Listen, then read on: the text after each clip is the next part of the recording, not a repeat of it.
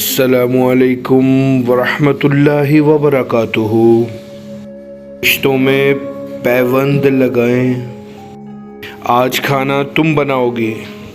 जिसने पानी का गिलास उठ के कभी नहीं पिया था, उसे मेरी माँ ने हुक्म दिया।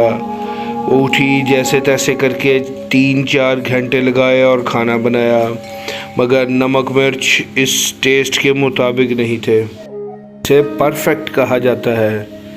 इसलिए खाना घर के किसी फ़र्द ने नहीं खाया और तंज किया, अपनी माँ के घर से ये सीख कर आई हो। मैं 8 घंटे की ड्यूटी के बाद घर आया। अभी बैग घर नहीं रखा था कि मेरी माँ कहने लगी, हम तो सुबह से भूखे बैठे हैं, कुछ बाज़ार से ला दो खाने के लिए। मैंने एक नज़र अपनी सहमी हुई बीवी पर डाली और मार्केट चला गया। खाना लेकर आया तो सब खाने लगे। मैंने अपनी बेगम का बाजू पकड़ा और किचन में ले गया।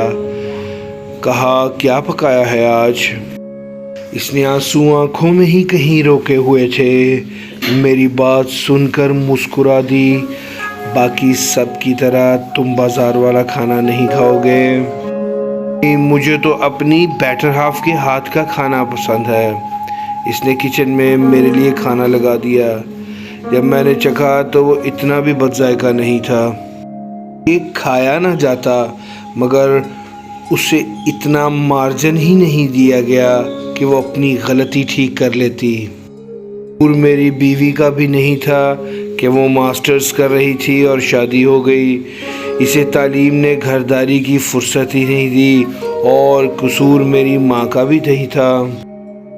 मैंने उस दिन अपनी माँ की बात भी मान ली। बीवी के हाथ का बना खाना भी खा लिया। मेरे एक अमल ने मुझे अपनी लाइफ पार्टनर की नज़र में हमेशा के लिए मोतबर कर दिया। और इस एक मोहब्बत भरे अमल की वजह से आज वो हर किस्म की डिश बनाना सीख चुकी है।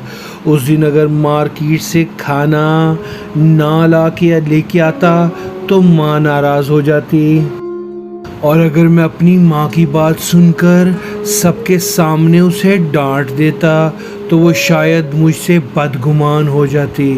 रिश्तों में बैलेंस कायम करें और इतना मार्जिन ज़रूर दें कि लोग एडजस्ट होना सीख लें।